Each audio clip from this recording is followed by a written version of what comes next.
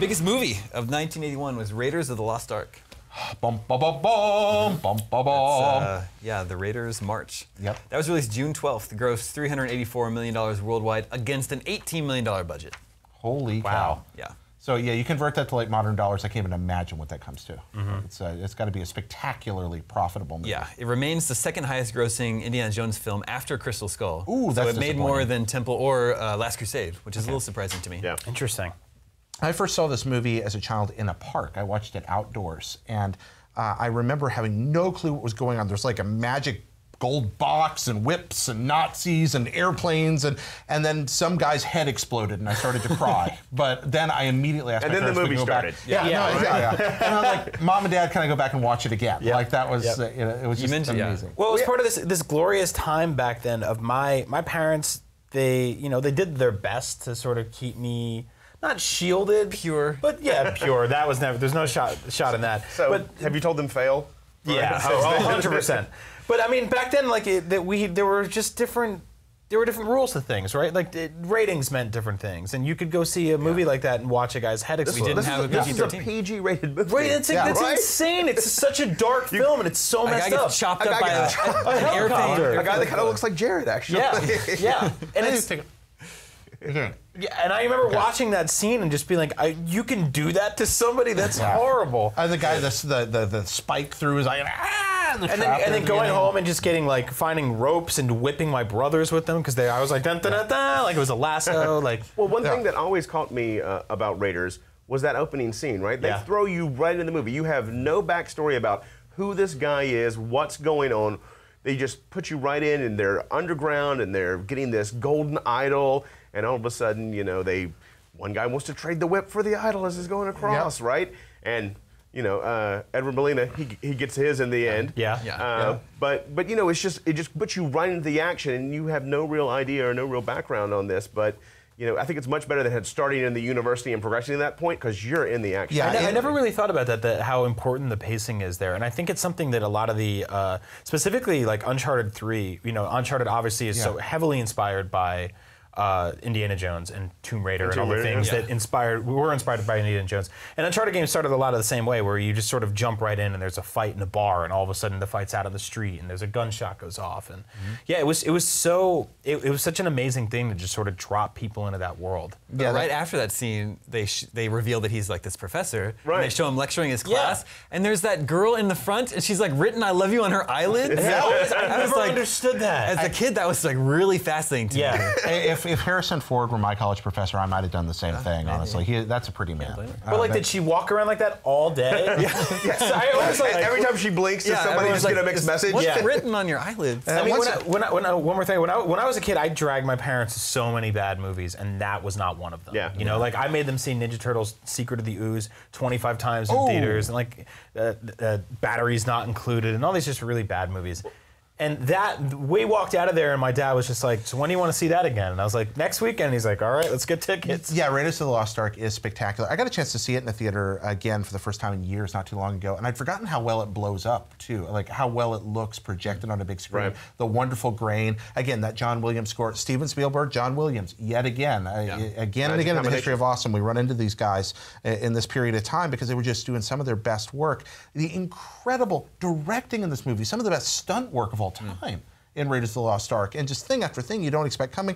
Superb directing, and that score, not just the march, but the whole score, and again, kind of the motif music that's set to, you've got themes for characters, Marion's music kicking in at certain moments, and then, the Nazi, the bum, bum, bum, bum, coming in with the Nazis. It's just wonderful movie. One of my favorite production, notes or stories from almost any movie was from Raiders of the Lost Ark.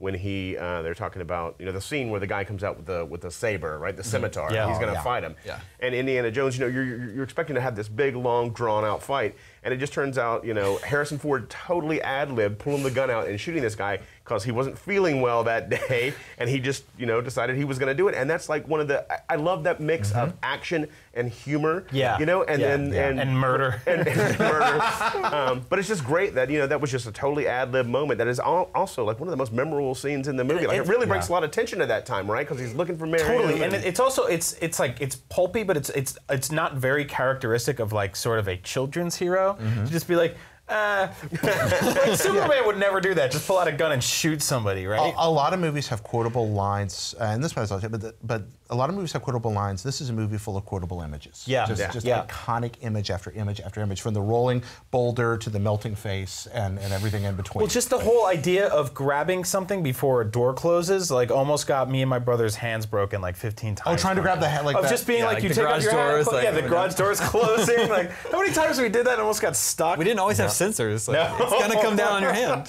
After this movie, when people would ask me as a kid what I wanted to be when I grew up, I said an archaeologist and video game designer. It's pretty good. That's where I'd reached. So it's such an iconic character for Harrison Ford, but George Lucas didn't originally want him in the movie because he didn't want Harrison Ford to be his Robert De Niro. Like, this is the guy that's in all my movies. Yeah. And he actually offered the role to Tom Selleck, but he couldn't do it because of Magnum PI. And that could have worked. I could see Tom Selleck in that role. He'd have done it different, but he might have been a very good Indiana Jones. But I'm glad we got Ford. They finally offered it to Harrison Ford like 3 weeks before filming was going to start. Wow. Yeah. Nominated for Best Picture also, which is a little surprising. Like, I think of Birdman, Selma. Yep. Yeah. Not really, Brokeback Mountain, not really. And Indiana Jones. another movie in the long tradition of Steven Spielberg being nominated for things and not winning them. Yeah. The Oscars. Is the full title of this film Indiana Jones and the Raiders of the Lost Ark, or is this just Raiders of the Lost Ark? I have Because no the information. 3 other movies start with Indiana Jones. Right. Yeah. So maybe after that is when they Or started maybe adding they on. started doing it too. Yeah. I don't know. Fun fact: did you know this movie is set before Temple of Doom? No, after Temple of Doom. Yeah. It's Yeah. which another, what is it with George Lucas and starting series in the movie? Yeah. That's a little strange. I thought, did you know, actually, too, another fun fact, the original name of the character was Indiana Smith. Yeah. Not as. Not Doesn't as have the hot. same ring, and literally that's why they changed it. They're like, Indiana And they thought, Smith well, we doesn't could have the same change ring. it to Granny Smith, but I think changing it to Indiana Jones works better the other way. But yeah, they kind of wanted him to be like this kind of everyday guy, but then who did this amazing stuff, right? So, kind of going from this boring professor to this adventurer who travels around the world and melts off Nazi heads. I wish I knew stats on how Fedora sales went up that year. Like 82 Fedora sales, how they must have spiked. Yep. Google it. Let's see.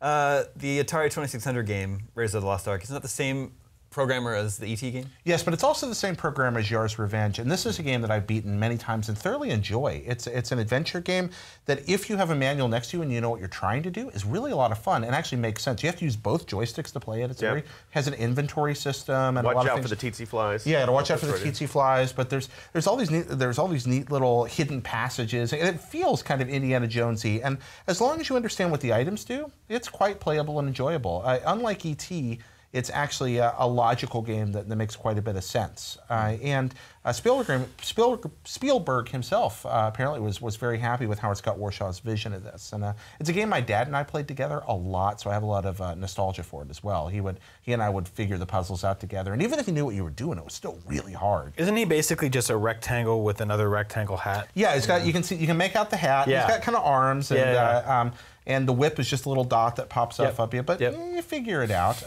But if you don't have a manual, you're lost. You have no idea. I will say the game was not very logical to me at the very end. But, No, where you but gotta I go figured it out too. Where you parachute into the side. Where you side parachute hatch into the and- well of souls, Yeah. equip the shovel, and dig at the bottom of the pit. I mean, what's there to confuse you, Tal? I mean, that makes perfect sense, Jared. Exactly. Trying to figure out that secret wall. It was always tough. I remember. All you have to do is use the grappling hook and the ankh. Never mind. Exactly.